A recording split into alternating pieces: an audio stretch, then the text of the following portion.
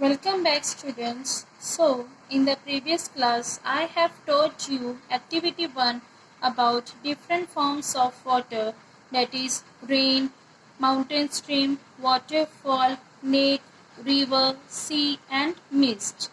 I hope you understood well. And now I will explain you next part, that is part 2. Okay, so let's begin with first para. Activity 4, Water Dance Part 2. I am the mist. So in the previous video, I have told you about the mist. So mist is a fog. Okay. And so next is, in thousands of shapes I reappeared, high above the earth in the blue sky. I float, I drift. So who I am? I am the clouds. So this means water जो है वो बोल रहा है, water says में बहुत सारे अलग अलग यानी डिफरेंट शेप्स में रिअपियर होता हूँ. अर्थ जो है उसके ऊपर जो ब्लू स्काई है उसमें वो फ्लोट मतलब move slowly in the air, यानी वो ये फ्लोट करता है काफी ज्यादा स्लो. ठीक है, तो मैं वहां पे फ्लोट करता हूँ high, and then I drift मतलब moving very slowly and steadily from one place to another. Means मैं वहां पे कभी कभी स्लोली ड्रिफ्ट भी करता हूँ, मैं कैरिड अवे भी हो जाता हूँ वाटर के साथ in the current of air. जब हवा बहती है तो मैं उसके साथ कभी कभी चला भी जाता हूँ. जैसे आपने देखा होगा कि स्काई में जो बादल होते हैं, जैसे वो हवा चलती है वैसे वैसे बादल जो है वो क्या होते हैं, हवा के साथ भी बहते चले जाते हैं, मतलब वो हिलते हैं, वो एक जगह पे स्टक नहीं रहते हैं. ठीक है, वो धीरे धीरे मूव करते हैं, आगे बढ़ते हैं. ठीक है, तो कौन है वो? That is the clouds. So next is carried by winds from distant seas. इसका मतलब ये है कि जो विंड है वो मुझे लेकर जाती है फ्रॉम डिस्टेंट सीज मतलब दूर दूर समुद्र होते हैं वहां के साथ बादल भी अर्थ के तरफ आते हैं. जैसे आपने देखा होगा कि जो मॉनसून सीजन जो है तो बादल जो होते हैं वो मुझे लेकर जाती है along with the sea. ठीक है, सी के साथ, समुद्र के साथ. आई मूव मतलब कि मैं मूव करता रहता हूँ. जैसे growing heavier, growing darker, returning. इसका मतलब ये है कि जैसे मैं हैवियर हो जाता हूँ और डार्कर हो जाता हूँ, तो और जो होता है रिटर्निंग मतलब कि वो और ज्यादा वो डार्कर हो जाता है. जैसे मैं आपको बताती हूँ, एक मिनट मैं आपको बताती हूँ. जैसे जैसे यह आगे बढ़ता है, growing heavier, growing darker, returning का मतलब होता है कि जैसे जैसे यह आगे बढ़ता है, यह भारी मतलब हैवियर को क्या बोलेंगे हम हिंदी में? भारी. और डार्कर मतलब और ज्यादा डार्क और ज्यादा गहरा हो जाता है. और रिटर्न मतलब और हिंसक रूप में लौटता है. हिंसक मतलब वायलेंट फॉर्म में ये लौटता है, रिटर्न करता है. ठीक है, यानी कि जब तूफान, तो that is who I am the storm front मतलब तूफान की जो शुरुआत होती है वो मैं ही हूँ. कौन मैं? Storm front. Okay, storm front means a mass of air that brings a storm, यानी तूफान की जो शुरुआत होती है वो मैं ही हूँ. समझ में आया आपको?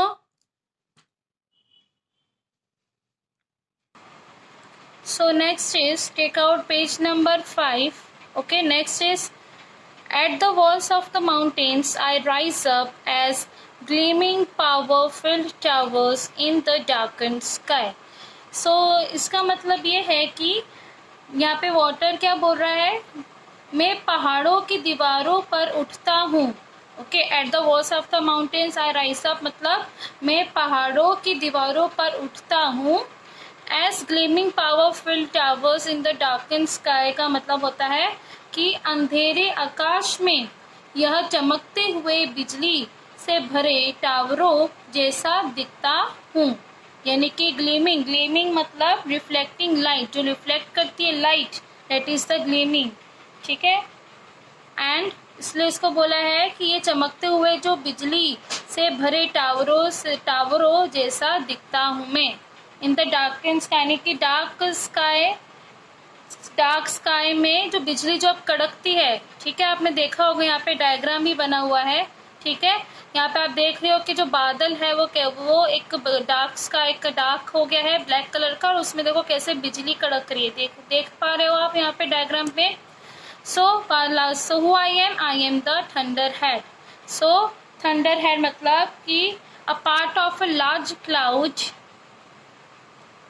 often appears before a thunderstorm, यानी कि डार्क स्काई जो है, तूफान से पहले जो काले बादल आते हैं वो कौन है, वो थंडर हेड है। ठीक है, नेक्स्ट इज ओके। सो जैसे आपको समझ में आ गया होगा, आपने देखा होगा जैसे अभी रेनी सीजन का भी टाइम, रेनी सीजन चल रहा है, तो उसमें भी आपने देखा होगा कि कैसे बिजली जो होती है वो खड़खड़ाती है। ठीक है, so that is known as the thunder head. So next is I blind the sky with lightning, the earth trembles with my thunder, I dredge the mountain side, so who I am the storm. So इसका full जो para है उसका meaning ये होता है कि पानी का यह रूप बिजली के साथ आकाश को अंधा कर देता है।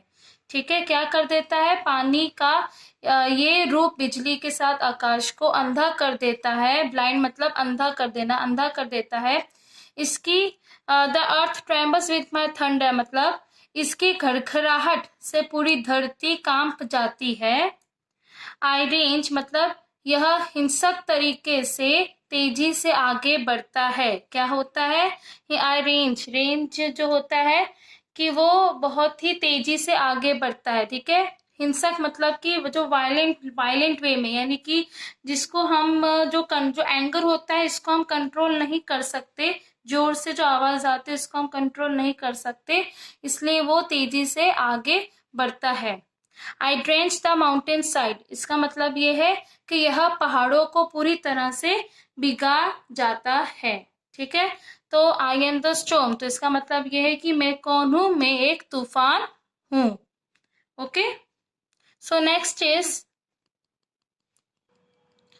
Okay, storms come, storms pass. I am countless droplets of rain left floating in the silent air. I reflect all the colors of sunlight. So who I am the rainbow. It means, इसका मतलब ये है storms come, storms pass. इसका मतलब ये है कि तूफान आते हैं, तूफान जाते हैं। I am countless droplets of rain left floating in the silent air. इसका मतलब ये है कि मौन हवा मतलब जो साइलेंट एयर, मतलब आपने देखा होगा कि जब बारिश में मॉइस्चर जो आ जाता है ना, तो उसे वो भी क्या है, वाटर ही होता है, इसलिए उसको साइलेंट एयर बोला गया है। ठीक है, तो मौन हवा में जो बारिश की जो अनगिनत बूंदे तैर रही होती है, क्या होती है कि बारिश की अनगिनत बूंदे तैर रही होती है। ठीक है, I reflect all the colours of sunlight, जब सूरज की रोशनी इन बूंदों से गुजरती है तो वे सूरज की रोशनी के सभी रंगों के टोटल कलर्स कितने होते हैं, 7 होते हैं। ठीक है, आपको पता होगा जैसे विबग्योर है, जैसे उनको जो ब्रीफ में विबग्योर बोला जाता है, जैसे violet, indigo, blue, green, yellow, orange and red, तो ये सब 7 रंग होते हैं। ठीक है, ये जो 7 रंगों को जो दर्शाता है उसे क्या कहते हैं, उसे पानी का ही एक रूप कहा जाता है जिसे हम बोलते हैं रेनबो। ठीक है, समझ में आया आपको। सो next is I am one thing, I am many things, so who I am the water. तो इसका मतलब ये है कि इसका मतलब ये है कि भले ही ये एक चीज है, यानी कि I am one thing I am many things, इसका मतलब ये है कि भले ही जो पानी है वो एक चीज है, पर ये पृथ्वी पर यानी धरती पर कई रूपों रूपों में मौजूद है। ठीक है, आई एम मैनी थिंग्स मतलब ये पृथ्वी पर धरती पर कई चीजों या फिर कई रूपों के रूपों में मौजूद है। तो इसलिए वो कौन है, आई एम वाटर, यानी कि मैं पानी हूँ। ठीक है, so last is this is my dance through our world. So it means okay, so next जैसे बताया मैंने, this is my dance through our world, तो इसका मतलब it is given by Thomas Locker. It means the poet Thomas Locker describes this different forms of water, यानी कि जो यहाँ इसके जो कवि है, जो पोएट है थॉमस लॉकर, वो इन्होंने क्या किया है, जो पानी के काफ़ी डिफरेंट फॉर्म्स बताए, मतलब डिफरेंट रूपों में बताया, अलग अलग डिफरेंट टाइप्स के जो वाटर है वो यहाँ पे वर्णन किया गया है। And it conveys it as water dance through our world, इसका मतलब यह है कि इसे हमारी दुनिया के माध्यम से जल नृत्य के रूप में बताते हैं। ठीक है, तो इसका मतलब ये है लास्ट लाइन का। ठीक है, सो अभी क्या हुआ कि आपका जो पार्ट 2 है यहाँ पे एक्टिविटी 4 वो भी कंप्लीट हो चुका है। तो जैसे यहाँ पे आपको दिख रहा होगा, ये जो ग्लोसरी है यानी मीनिंग्स, वो ये आपको अपने इंग्लिश के नोटबुक में लिखना है। ओके,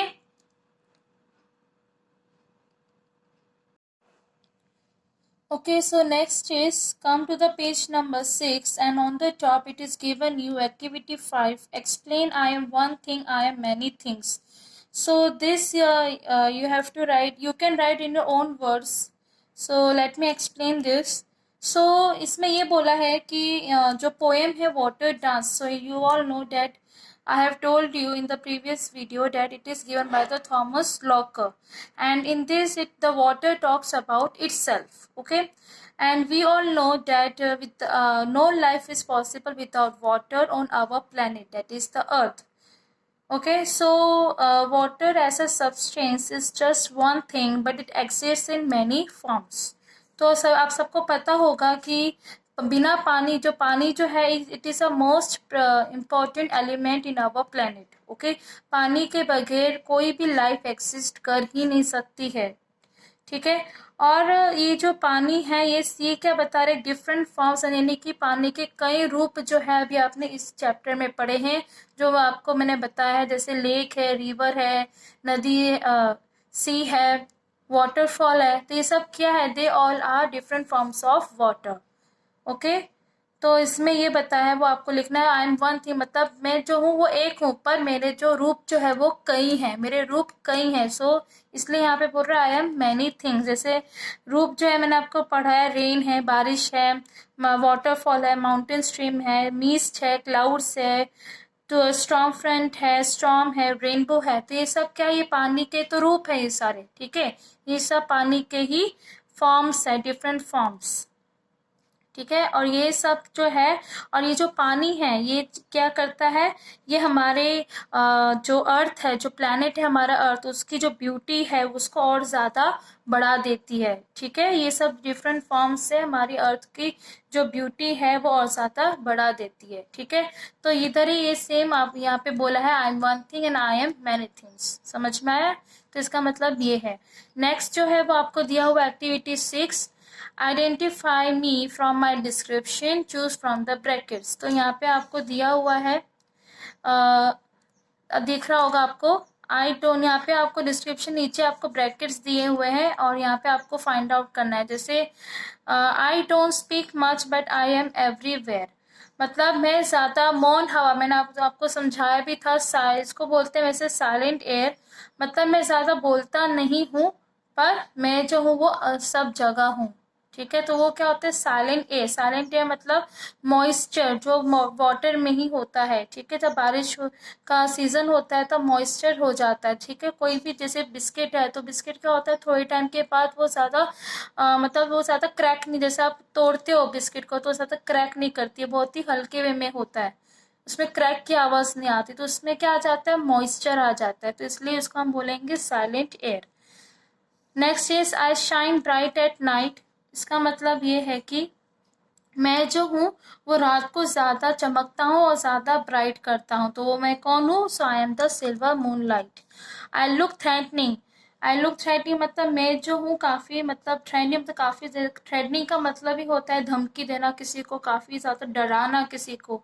तो जब रेनी सीजन होता है तो क्या होता है, जो काले बादल होते हैं, ठीक है, काले बादल में जो वो क्या होता है, वो इससे हम डर जाते हैं, ठीक है। जो पूरी धरती होती है, जैसे जब बारिश होती है, जब बिजली कड़कती है, तो क्या होती है, वो धरती काम जाती है उससे। तो वो कब होता है, जब काले बादल छाते हैं तब, यानी कि डार्कन स्काई बोलेंगे इसको हम, ठीक है। नेक्स्ट है I am a welcome pleasure. So who I M, इसका मतलब ये है कि यहाँ मैं एक, मतलब कि मैं एक खुशी का स्वागत कर रहा हूँ। I am a welcome, welcome pleasure मतलब मैं जो हूँ एक खुशी का स्वागत कर रहा हूँ। तो मैं कौन हूँ, आई एम द वार्म सनलाइट। जैसे हम सुबह सुबह क्या होता है, हम सनलाइट को बहुत ही खुशी से, जो गर्म सनलाइट कैसे है उसको हम खुशी से वेलकम करते हैं, तो इसलिए हम उसको यहाँ पे डिस्क्राइब कर रहे हैं as a warm sunlight. Last है I am lot yet little water, यानी मैं बहुत कम पानी हूँ। मतलब यहाँ पे बात हो रही है ड्रॉपलेट्स ऑफ, काउंटलेस ड्रॉपलेट्स, यानी कि जिसको हम काउंट नहीं कर सकते, that is the countless droplets.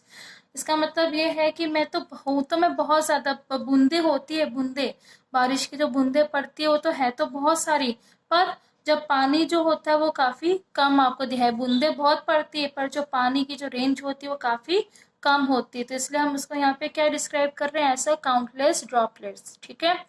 तो आपको समझ में आई, आपकी एक्टिविटी 6 है, ये आप टेक्स्ट बुक में ही लिखना है पेंसिल के साथ, जैसे मैंने यहाँ पे साइड में लिखा है वैसे ही, ठीक है।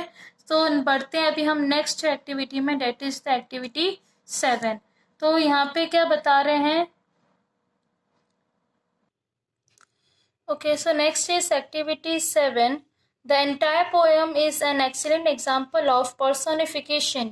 पर्सोनली की जो पूरी पूरी जो पोएम है, पार्ट 1 और पार्ट 2 वाटर डांस, ये जो पूरी पोएम क्या है, is an excellent example of personification.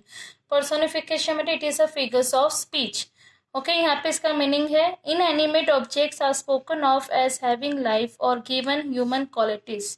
Inanimate objects मतलब नॉन ह्यूमन ऑब्जेक्ट्स है, that are spoken of as having life, मतलब कि we feel that they have the ability to act like a human being. जैसे मैं आपको यहाँ पे in simple words में आपको बताऊं, ये जो पर्सोनिफिकेशन जो होता है एक फिगर ऑफ स्पीच होता है, जिसमें विच अ थिंग यानी कि कोई एक ऐसी चीज, मैं यहाँ पे लिख रही हूँ, कोई एक ऐसी चीज और एन आइडिया, ओके, और an animal is given as a human attributes, or you can say instead of attributes you can write qualities, okay। सो इसका मतलब ये है पर्सोनिफिकेशन, कोई भी ऐसी चीज या कोई एक आइडिया, कोई एक एनिमल जो क्या दर्शाता है, ह्यूमन क्वालिटी को दर्शाता है, तो उसको हम क्या बोलेंगे, पर्सोनिफिकेशन। इन एनिमेट ऑब्जेक्ट्स मतलब non human objects, okay, which act like a human being. For example I tumble down, so tumble, so water is given the human quality of tumbling down. I क्या है, आई यहाँ पे कौन होता है, water, तो water यहाँ पे क्या बता रहा है, ये ह्यूमन क्वालिटी बता रहा है, किसका, of tumbling down. Tumbling down मतलब रोलिंग डाउन, नीचे से। Another example I blind the sky with lightning, तो यहाँ पे क्या बता रहा है, वाटर जो है यहाँ पे ह्यूमन क्वालिटी बता रहा है ऑफ विद द लाइटनिंग। जैसे यहाँ पे क्या है, कोई एक ऐसी चीज है यहाँ पे, ठीक है, स्काई क्या है, इट इज अ थिंग, और विथ लाइटनिंग यानी कि जो बिजली, बिजली जो होती है स्काई में, जब रेनी सीजन में जब बिजली होती है तो स्काई क्या होता है, पूरा उससे अंधेरा छा जाता है, मतलब पूरे का अंधा हो जाता है। तो यहाँ पे बता रहे हैं कि जो लाइटनिंग है डेट इज द पर्सोनिफिकेशन, ये पूरी लाइंस क्या है, पर्सोनिफिकेशन पर्सोनिफिकेशन को बता रहा है। तो you have to identify the lines in the poem in which personification is used. For example मैं आपको दूसरा भी एग्जाम्पल देती हूँ। आई हैव बीन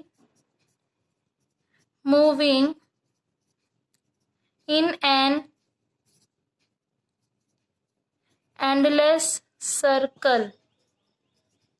ठीक है, तो ये मैंने आपको बताया था, शायद ये फर्स्ट में था, जहाँ पे इसका मीनिंग ये है, I have been moving in an endless circle, मतलब मैं एक ही सर्कल में कंटिन्यूसली मूव करता हूँ। तो कौन, मैं कौन, यहाँ पे मैं क्या बता रहा है, वाटर, तो वाटर यहाँ पे क्या बता रहा है, ह्यूमन क्वालिटी। ठीक है, जो एक ही सर्कल में कंटिन्यूसली वो मूव करता है। ठीक है, यानी कि पानी, तो वो क्या हुआ यहाँ पे, personification. Okay, understood. Next is, so in the prayer, so next is activity 8. As you can see here, active adjectives are describing words used to give more meaning to a noun. Give 5 adjectives you would associate with the following words. The first one is done for you. जैसे in the previous class, in your as you have learnt in the standard 3rd, 4th, 5th, 6th, 7th, meaning of adjectives and noun. Noun is a your name of any place, thing, animal. Okay, so that is a noun. But adjectives में क्या होता है, adjectives वो होते हैं which qualifies a noun or describe as a noun to give more meaning to a noun, that is an adjective. For example, मैंने आपको समझाया भी था adjectives के बारे में, जैसे Rahul is a good boy, तो यहाँ पे राहुल क्या हो गया, नाउन।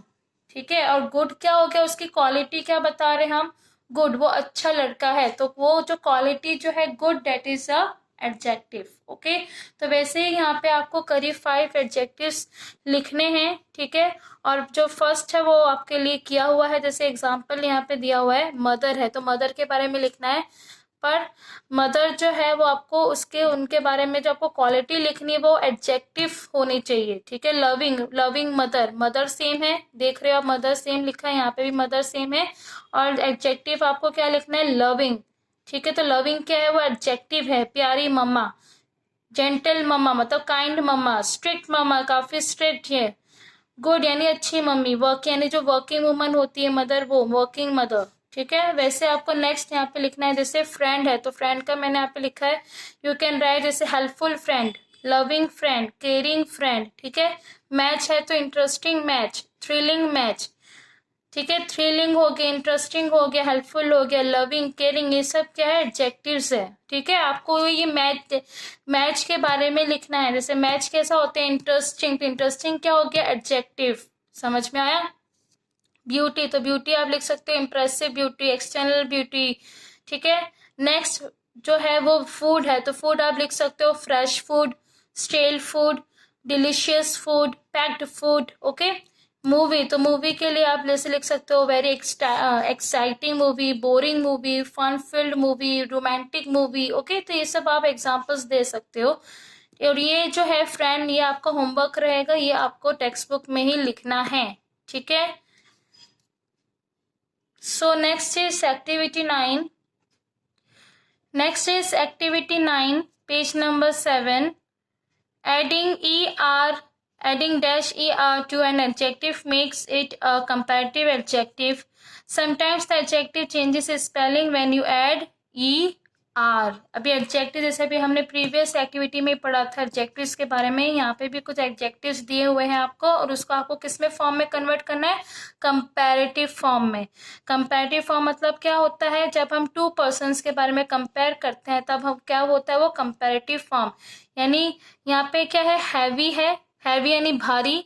ठीक है, तो हैवी जो है, जो वाई आप देख रहे हो वाई, तो वाई को हमने कट करके आप पीछे क्या लग जाएगा, IER, क्या लगा दिया हमने, IER। ठीक है, डार्क है तो के पीछे हमने क्या लगा दिया, ER, darker, darker, heavy, heavier. Broad, अब ब्रॉड है तो ब्रॉड जो है वो इसके पीछे क्या आ जाएगा, ER, ब्रॉड तो broader. Okay, So next is use different comparatives adjectives to form sentences of your own like this. तो अभी आपको अपने खुद के different comparative adjectives आपको sentences बनाने हैं, वो आपको खुद बनाने हैं. जैसे मैं आपको यहाँ पे example दे के बता रही हूँ, जैसे मनन, या फिर आप कोई और भी नाम ले सकते हो. मनन इज टॉलर. यहाँ पे ई आर तो दिया ही है, तो ई आर से पहले मैंने यहाँ पे टॉल लिख दिया, तो पूरा क्या बन गया, टॉलर यानी लंबा. टॉलर देन चिंतन. ठीक है, तो इसका मतलब क्या है, मनन जो है वो लंबा है. किससे, चिंतन से मनन लंबा है. ठीक है, टॉलर. टॉलर क्या होता है, मतलब कंपैरेटिव एडजेक्टिव है ये. कंपैरेटिव क्या होता है, जब हम दो पर्सन को कंपेयर करते हैं, that is the comparative adjectives. Okay, यानी पीछे हम क्या लगाते हैं, ई आर. क्या लगाते हैं पीछे, ई आर. समझ में आया आपको. वैसे आपको ऐसे सेंटेंसेस बनाना है. ये जो एक्टिविटी 9 है, अगर आपको नोटबुक में करना है, इंग्लिश के नोटबुक में, तो करीब आप टोटल 5 सेंटेंसेस बना सकते हो. टोटल कितने, you have to make total 5 sentences. Okay, and this you have to write in your English notebook. Understood? Next is activity 10. So in the last activity, page number 8, activity 10, our country is blessed with varied landscapes. India has mountains, valleys, waterfalls, deserts, rivers and lakes. So write a paragraph describing your favorite landscape. Now this is this is your homework, activity 10. You have to write in your English notebook.